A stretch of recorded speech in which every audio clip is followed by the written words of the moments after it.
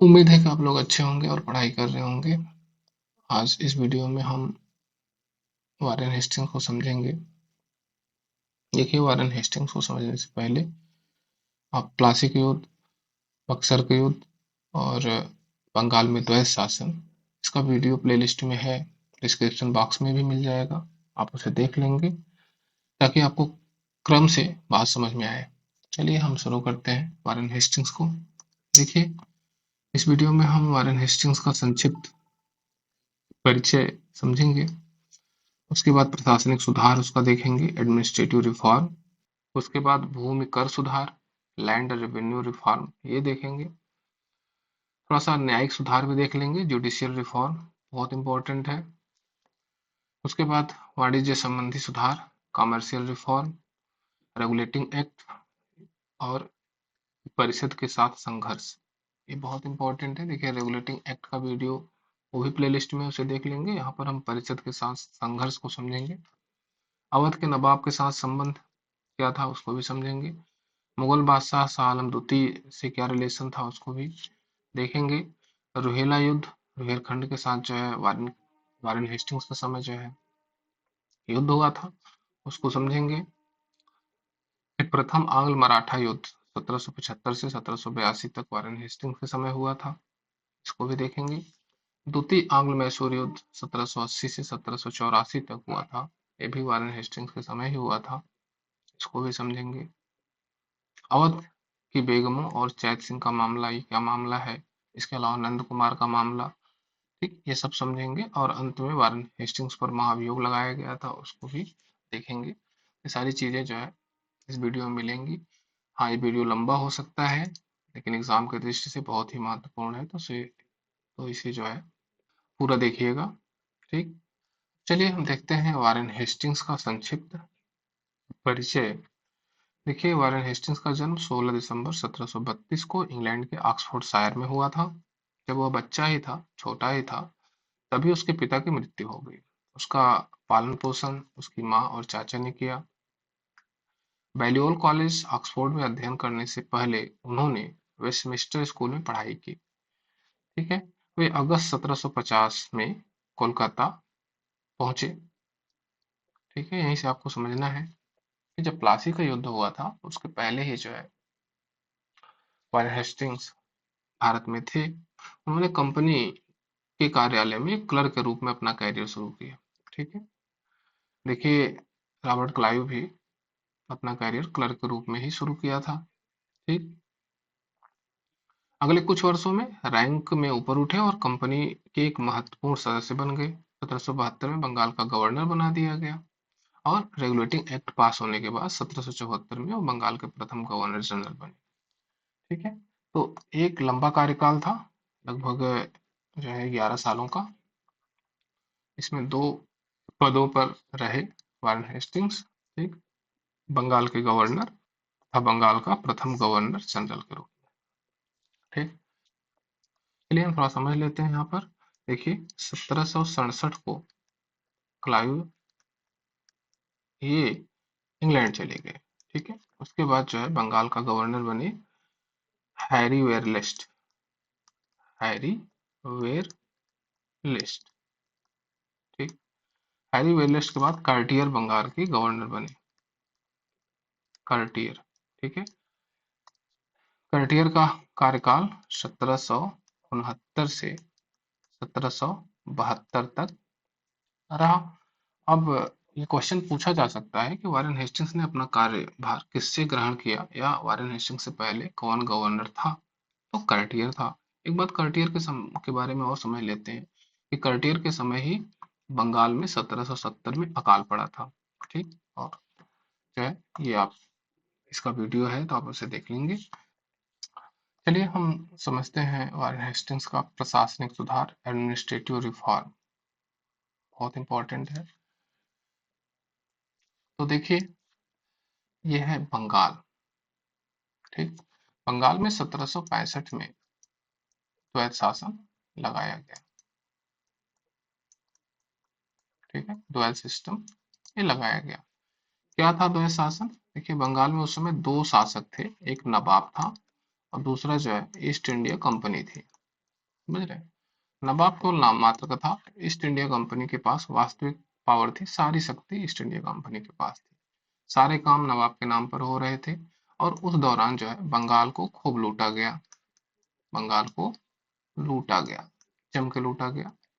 लूट के बाद ईस्ट इंडिया कंपनी ये कहने लगी ब्रिटिश संसद में कि भाई हमको ऋण चाहिए, हमको पैसा चाहिए, यानी कंपनी दिवालिया हो गई, कंपनी घाटे में चली गई। अब ये कमाल कैसे हुआ, इसको हम बाद में समझेंगे। ठीक, चलिए यहाँ पर देखिए द्वैत शासन में जो है हुआ क्या था। तो द्वैत शासन में कंपनी ने क्या किया था कि उप दीवान नियुक्त किए थे, एक बंगाल में और एक बिहार में। बंगाल में मोहम्मद रजा खां को और बिहार में राजा सिताब राय को। ये 1772 तक की बात है, 1765 से 1772 तक ये जो है उप दीवान रहे। 1772 में क्या हुआ कि जब कहीं कंपनी के हम घाटे में जा रहे हैं तो इंग्लैंड में बैठे सीओडी कोर्ट ऑफ डायरेक्टर्स जो थे उन्होंने ये कहा कि भाई जो है बंगाल का राजस्व अपने हाथ में ले लो और बंगाल में द्वैत शासन समाप्त कर दो। ये जो है नवाब वाला काम समाप्त कर दो, डायरेक्ट जो है अपने हाथ में शासन ले लो। तो वारेन हेस्टिंग्स को ये जो है आदेश आया और 1772 में बंगाल में द्वैत शासन समाप्त हो गया। अब द्वैत शासन समाप्त करने के लिए वारेन हेस्टिंग्स ने किया क्या? तो देखिए पहले बंगाल में मोहम्मद रजा खां इनको हटाना पड़ा और बिहार में राजा सिताब राय को, इन पर जो है मुकदमा चलाया गया गबन का आरोप लगा के। इन्होंने गबन कर लिया है या भ्रष्टाचार कर लिया है, उस पर जो है मुकदमा चलाया गया और 2 साल तक सजा दे दी गई और कैद कर लिया गया। समझ रहे? ताकि बंगाल की जनता को ये लगे कि भाई जो है वास्तव में इन्होंने गबन किया और आराम से हम जो है सत्ता अपने हाथ में ले पाए। ठीक, ऐसा करके जो है इनको हटा दिया गया, मोहम्मद रजा खान और सिताब राय को। ठीक, उसके बाद बंगाल के नवाब मुबारकुद्दौला नया नवाब नियुक्त किया गया बंगाल में और उसकी संरक्षिका बनाया गया मुन्नी बेगम। ठीक, ये मैटर अभी हम समझेंगे नंद कुमार वाले मैटर में। ठीक, इनका जो पेंशन था बंगाल के नवाब का वो 32 लाख रुपए था, उसको घटा के 16 लाख कर दिया गया और इनको और इनसे सारा प्रशासन और राजस्व का मैटर तो पहले ही ले लिया गया था, लेकिन अब प्रत्यक्ष रूप से ले लिया गया। ठीक, जब ये कर लिया गया तो अब जो है मोहम्मद रजा खां की जगह सिताब राय की जगह फिर क्या होगा ना। तो आगे समझते हैं। पहले देखिए बंगाल का खजाना उस समय मुर्शिदाबाद था, मुर्शिदाबाद से उसे कलकत्ता स्थानांतरित किया गया। पहला काम ये किया गया 1772 में। ठीक है, और कलकत्ता को ही राजधानी बनाया गया। कलकत्ता में एक राजस्व समिति बनाई गई। जो काम मोहम्मद रजा खां कर रहे थे, सिताब राय कर रहे थे, उनको हटा दिया गया। उनकी जगह क्या बनाया गया कलकत्ता में? एक कमेटी ऑफ रेवेन्यू 1772 में ये बना दिया गया। ठीक, इसको अभी हम आगे समझेंगे। और चलिए उसके बाद देखिए मुगल बादशाह शाह आलम द्वितीय, इनके साथ इलाहाबाद की संधि हुई थी और इनको अपने संरक्षण में इलाहाबाद में रखा गया था। ठीक, ये बात है 1765 की, आपको पता होगा। और इनसे ही बंगाल की, बिहार की और उड़ीसा की दीवानी ली गई थी कि भाई बंगाल बिहार उड़ीसा की दीवानी हमें दे दीजिए और बदले में हम आपको 26 लाख रुपया देंगे। ठीक है, ये लेकिन शाह आलम द्वितीय ने क्या किया कि इन्होंने मराठों का संरक्षण ले लिया, मराठों का संरक्षण ले लिया और मराठों में सिंधिया का संरक्षण ले लिया। समझ रहे हैं? तो सिंधिया के संरक्षण में जब ये चले गए तो वारेन हेस्टिंग्स ने कहा कि भाई अब जो है इनका ये 26 लाख रुपया बंद कर दिया जाए। समझिए कि जबकि उनको ये 26 लाख रुपए देना था दीवानी के बदले, संरक्षण के बदले नहीं देना था। लेकिन वारेन हेस्टिंग्स चूंकि लालची व्यक्ति था तो उसने ये बंद कर दिया। इलाहाबाद और कड़ा के जिले भी ले लिए गए। ठीक, इलाहाबाद का जिला और कड़ा का जिला ये इलाहाबाद की संधि में अवध से ले लिया गया था और शाह आलम द्वितीय को दिया गया था और इनसे लेके इन जिलों को नवाब यानी अवध के नवाब को 50 लाख रुपए में बेच दिया गया। ठीक है, तो वारेन हेस्टिंग्स ने ये काम किया। आगे देखें, भूमि कर सुधार। तो भूमि कर सुधार इसके प्रशासनिक सुधार से ही संबंधित है। देखिए, वारेन हेस्टिंग्स को यह विश्वास था कि समस्त भूमि शासक की है।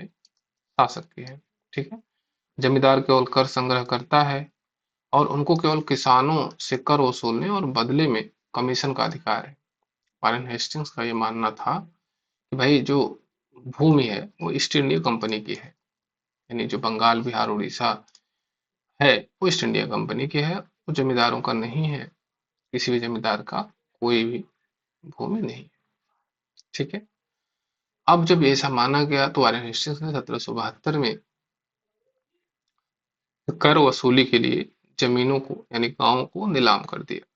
वो नीलामी 5 वर्ष के लिए की गई। ठीक है, और जो अधिक बोली लगाता था उसको जमीन नीलाम कर दी जाती थी। जमीन मतलब कि एक गांव। ठीक है, गांव में राजस्व वसूलने के लिए, कर वसूलने के लिए बोली लगाई जाती थी। जो कहता था कि हम अधिक राजस्व वसूल करके देंगे, उसको 5 वर्ष के लिए वो गांव दे दिया जाता था। जमींदार केवल कर संग्रह करता है, इसलिए उनको वरीयता नहीं दी गई। ठीक है, इसमें जब नीलामी हो रही थी तो जमींदारों को कोई वरीयता नहीं दी गई। नए नए लोग आए और वो जो है अधिक बोली लगाकर जमीन ले लिए, गांव ले लिए और वो एक तरह से राजस्व वसूलने लगे। बाद में पता चला कि उन्होंने इतनी अधिक बोली लगाई, गांव से इतना राजस्व वसूल ही नहीं किया जा सकता था। तो बहुत से जो नए नए बिचौलिए थे वो ईस्ट इंडिया कंपनी को राजस्व जमा ही नहीं कर पाए। उससे यह योजना जो है असफल रही। आगे देखते हैं, इसके लिए जिला स्तर पर कलेक्टरों की नियुक्ति की गई थी। कलेक्टर्स की नियुक्ति सबसे पहले वारेन हेस्टिंग्स ने की थी। राजस्व वसूलने के लिए कलेक्टरों को जिला लेवल पर, गांव लेवल पर तो किया, 5 वर्ष के लिए जो है जमीन वो नीलाम कर दी, लेकिन जिला स्तर पर कलेक्टरों की नियुक्ति की गई। 1773 में भ्रष्ट कलेक्टरों को हटा दिया गया और उनके स्थान पर फिर से दीवानों की नियुक्ति की गई। तो कलेक्टरों की नियुक्ति किया, 1 साल देखा, 1 साल में जो है पता चला कि कुछ कलेक्टर भ्रष्ट हो गए, उनको हटा दिया गया। ठीक है, जब दीवान नियुक्त किया गया तो उनके निरीक्षण के लिए 6 प्रांतीय परिषदें बनाई गई। यह परिषदें कोलकाता में स्थित थी। ठीक है, और राजस्व समिति के अधीन थी। हमने अभी देखा कि 1772 में एक राजस्व समिति बनाई गई ना, कमेटी ऑफ रेवेन्यू बनाई गई, उसके अधीन ये परिषदें कर दी गई। बात समझ में आ रही है? ठीक, उसके बाद क्या हुआ कि 1776 में पंचवर्षीय ठेके की योजना बंद कर दी गई। जो पंचवर्षीय व्यवस्था थी, 5 वर्ष के लिए जमीन नीलाम की जा रही थी, वो बंद करके उसकी जगह 1 वर्षीय योजना प्रारंभ कर दी गई। ठीक है, क्योंकि यह योजना भी इनकी असफल रही। और क्या किया गया, 1781 में फिर से सुधार किया गया और प्रांतीय परिषदें जो छठों बनाई गई थी वो जो है समाप्त कर दी गई। समझ रहे? जिलों में पुनः कलेक्टरों की नियुक्ति की गई। कलेक्टरों को एक बार हटाया गया था, भ्रष्ट कलेक्टरों को, उनको फिर से नियुक्ति की गई और एक व्यवस्थित कर व्यवस्था स्थापित करने के लिए वारेन हेस्टिंग्स ने परीक्षण एवं अशुद्धि का नियम अपनाया। मतलब कि उसने पहले 5 साल के लिए जमीन दी, असफल हो गया, फिर कलेक्टरों की नियुक्ति की। ठीक है, फिर उनको हटा दिया गया, फिर उनके स्थान पर दीवान नियुक्त किए गए, प्रांतीय परिषदें बनाई गई। ठीक है, फिर जो है 5 वर्ष की जगह 1 वर्ष की योजना प्रारंभ की गई, फिर से कलेक्टरों की नियुक्ति की गई। मतलब ये क्या था कि परीक्षण था, प्रयोग था। वारेन हेस्टिंग्स जो है वो क्या कर रहा था, प्रयोग कर रहा था, एक अच्छी भू राजस्व कर व्यवस्था बनाने में वो क्या कर रहा था, प्रयोग कर रहा था। इसीलिए इसको कहा गया ट्रायल एंड एरर का नियम अपनाया गया। ठीक है, लेकिन अंत तक वो जो है सफल नहीं हो पाया। यहाँ से आपसे खूब क्वेश्चन पूछे जाते हैं, जैसे कि किसने 5 वर्ष के लिए जमीन नीलाम की थी, किसने 1 वर्ष के लिए योजना प्रारंभ की, किसने कलेक्टरों की नियुक्ति की, सारे क्वेश्चन पूछे जा सकते हैं। ठीक है, इसके बाद वो कार्नवालिस को देखेंगे हम जब, तो उसमें देखेंगे कि उसने जो है अस्थाई बंदोबस्त किया, वो हम नेक्स्ट वीडियो में समझेंगे। चलिए हम देखते हैं वारेन हेस्टिंग्स का न्यायिक सुधार। ठीक, जुडिशियल रिफॉर्म। देखिए, मुगल पीरियड में बंगाल में पहले जमींदार ही दीवानी और फौजदारी का काम करते थे। ये जो जमींदार होते थे वही दोनों काम करते थे, दीवानी का और फौजदारी का जो मामला होता था उसका निर्णय वही कर देते थे। ठीक है, ये कब की बात है? मुगल पीरियड की बात है, मुगल समय की बात है।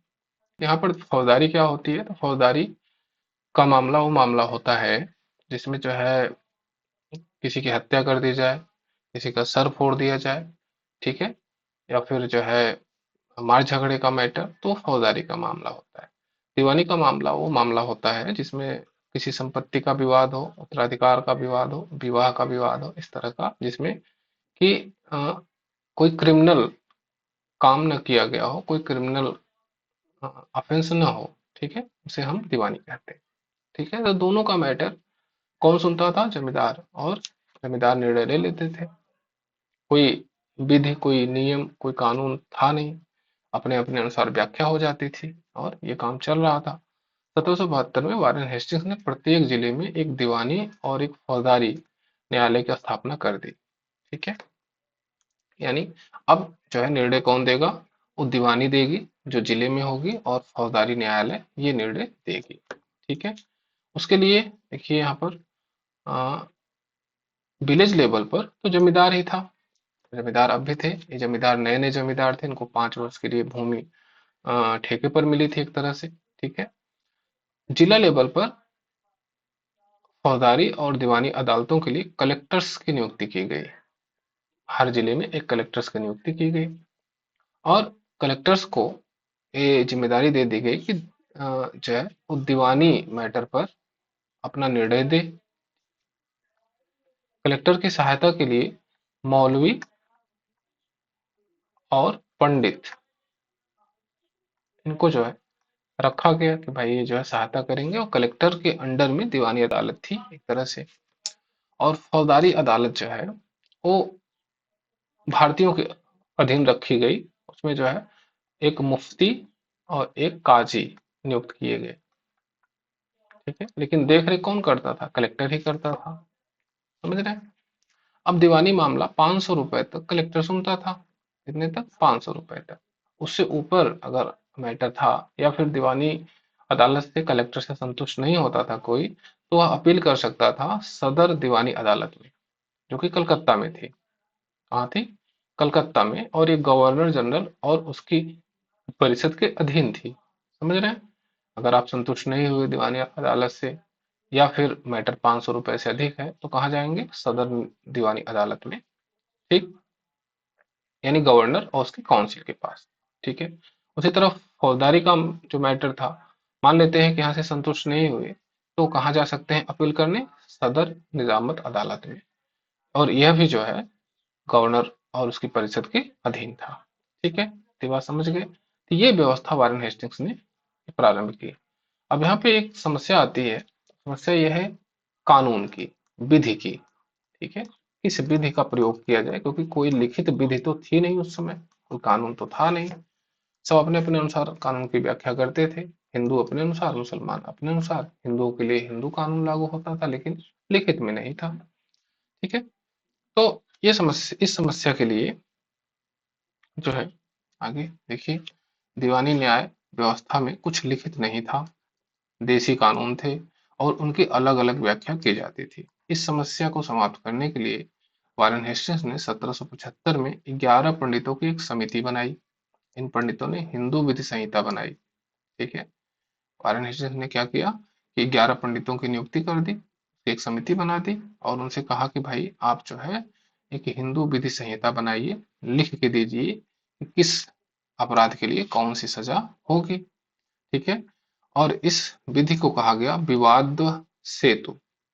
ठीक है, जो विधि बनाई गई थी, जो संहिता बनाई गई थी, उसको विवाद सेतु के नाम से जाना गया, जिसका नथानियल ब्रासी हालहेल्ड, यानी यन बी हालहेल्ड ने फारसी से 1776 में अंग्रेजी में कोड ऑफ जेंटू लॉज और ऑर्डिनेशन ऑफ द पंडित के नाम से अनुवाद किया गया। इसको शॉर्ट में कोड ऑफ जेंटू लॉज के नाम से भी जानते हैं। एक पहला विधि था भारतीयों के लिए, एक पहला कानून था, और संस्कृत में विवाद सेतु के नाम से जानते हैं। ठीक। मुसलमानों के लिए भी 1878 में फतवाए आलमगीरी जो कि अरबी में थी उसका अंग्रेजी में अनुवाद करने का प्रयास किया गया। तो यहाँ पर हम देखें कि वारेन हेस्टिंग्स ने क्या किया कि एक जो है विधि संहिता बनाने का प्रयास किया, एक कानून बनाने का प्रयास किया। क्या किया वारेन हेस्टिंग्स ने कि कानून बनाने का, लिखित में कानून बनाने का प्रयास किया, यानी विधि बनाने का प्रयास किया। ठीक है, चलिए आगे देखते हैं। वाणिज्यिक सुधार, कुछ कमर्शियल रिफॉर्म भी वारेन हेस्टिंग्स ने किया था। क्या किया था? आंतरिक व्यापार में सुधार के लिए कर्मचारियों की दस्तक, जो पास जो है 1717 से मिला था, फारूक सियर ने दिया था दस्तक, उसका उपयोग बंद करा दिया गया। बंगाल में बड़ी संख्या में चुंगी चौकियां थी, चुंगी घर थे, उनको बंद करा दिया गया।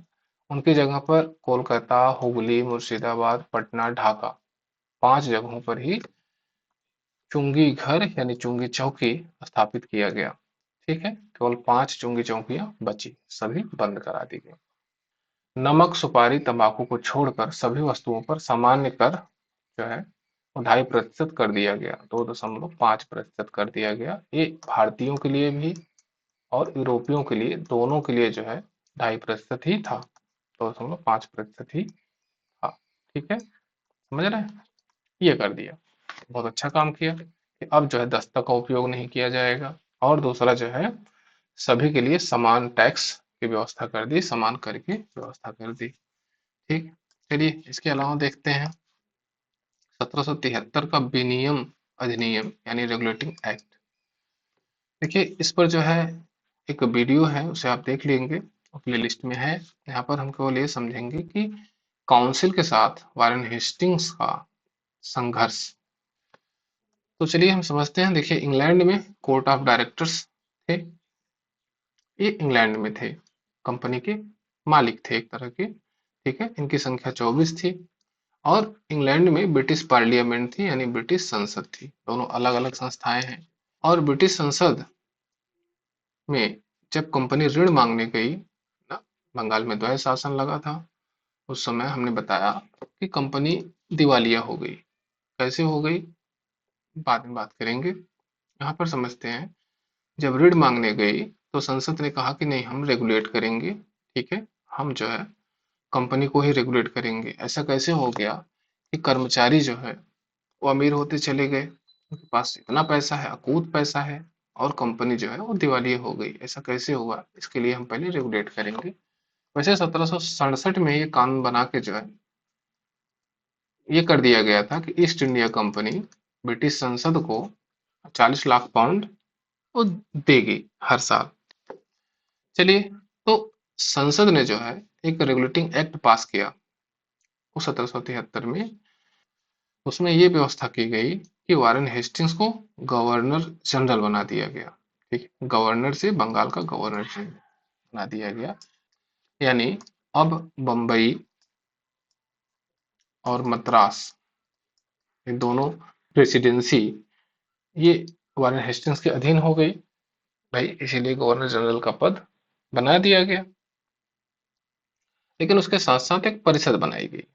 4 लोग थे उस परिषद में, बारवेल, क्लेवरिंग, मानसन, फिलिप फ्रांसिस। उसमें से बारवेल जो है वो भारत में पहले ही से ही था, ये हेस्टिंग्स के साथ ही था। बाकी 3 लोग जो है वो 1774 में इंग्लैंड से आए काउंसिल के सदस्य बनकर। एक तरफ तो वारेन हेस्टिंग्स की शक्ति को बढ़ाया गया, दूसरी तरफ वारेन हेस्टिंग्स की पावर को कम कर दिया गया। कैसे? इस परिषद द्वारा। ठीक है, कोई भी निर्णय अब बहुमत से लिया जाएगा। कैसे लिया जाएगा? बहुमत से। ठीक, एक बात। दूसरी बात जो है, अगर बराबर मत होते हैं तो वारेन हेस्टिंग्स को अपना कास्टिंग वोट डालने का अधिकार दिया गया था गवर्नर जनरल होने के नाते, लेकिन निर्णय बहुमत से ही होने थे। इससे जो है वारेन हेस्टिंग्स की शक्ति कम हुई, गवर्नर जनरल की शक्ति तो कम हुई। ठीक है, और इसकी वजह से विवाद भी हुआ। ठीक, तो हम थोड़ा सा समझ लेते हैं गवर्नर जनरल और परिषद के झगड़े। ठीक है, जो परिषद आई थी अभी बन के, 4 मेंबर्स थे उसमें और बहुमत से निर्णय होना था, तो उसमें क्या झगड़े हुए तो देखते हैं। बारबेल जो है वो भारत में ही था और वारेन हेस्टिंग्स का मित्र था एक तरह से। बाकी 3 जो है वो 1774 में इंग्लैंड से आए। इसमें मानसन, क्लेवरिंग और फ्रांसिस थे। देखिए, इनका मानना पहले से ही था कि वारेन हेस्टिंग्स भ्रष्ट आदमी है। उन्होंने आते ही आरोप लगाया कि उनका ठीक से स्वागत नहीं किया गया। तो पहला आरोप ये लगाया कि उनका ठीक से स्वागत नहीं किया गया। दूसरा जो है, उन्होंने वारेन हेस्टिंग्स समय जो भ्रष्टाचार हुए थे उस पर जो है बहस करने का प्रस्ताव पारित कर दिया। इससे भी वारेन हेस्टिंग्स को दिक्कत शुरू हो गई।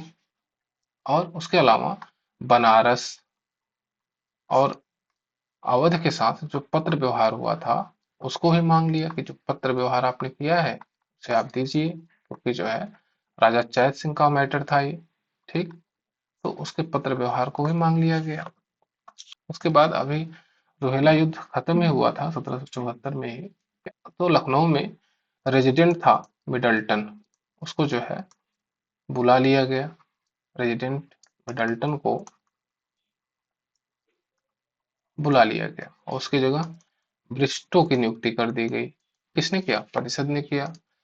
और क्या किया? और अवध के साथ फिर से एक संधि की गई। अवध के साथ एक पहले से संधि थी जिसमें अवध जो है 2,10,000 पर मंथ हो जो है कंपनी को दे रहा था। तो अवध के साथ एक नई संधि की गई, कहा गया 2,60,000 अब कंपनी को देंगे हर महीने। ये सारा काम किया गया। इससे वारेन हेस्टिंग्स को बहुत दिक्कत हो रही थी। इसके अलावा वारेन हेस्टिंग्स का जो भूमि कर व्यवस्था थी उसको भी ठीक नहीं माना गया। ठीक, जो 5 वर्षीय योजना, 5 वर्ष की योजना जो वारेन हेस्टिंग्स ने चलाई थी, ठीक, उसमें फिलिप फ्रांसिस ने कहा कि भाई ये पंचवर्षीय योजना बंद करके अस्थायी योजना ले आइए, अस्थायी बंदोबस्त करिए।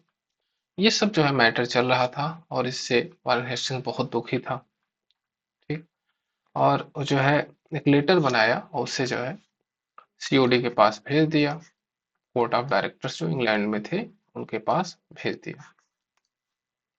तभी जो है 1776 में मानसन की मृत्यु हो गई। एक सदस्य की मृत्यु हो गई। अब सदस्य की संख्या बची 3 और एक गवर्नर जनरल। अब निर्णय बहुमत से होना था तो उसमें बारबेल जो है गवर्नर जनरल के साथ ही था, यानी वारेन हेस्टिंग्स के साथ ही था। इसे जो है गवर्नर जनरल वारेन हेस्टिंग्स को आराम मिला कि ठीक है, बहुत अच्छा हुआ कि वो मानसन जो है मर गया, अब हम जो है सारा काम कर पाएंगे। ठीक, लेकिन इधर अपना लेटर भेज दिया था सीओडी के पास और सीओडी ने क्या किया, कोर्ट ऑफ डायरेक्टर्स ने क्या किया कि एक नई नियुक्ति कर दी। एक नए सदस्य को भेज दिया मानसन की जगह। किसको भेज दिया? एडवर्ड व्हीलर को, कि भाई एक सदस्य चला जाए वहां।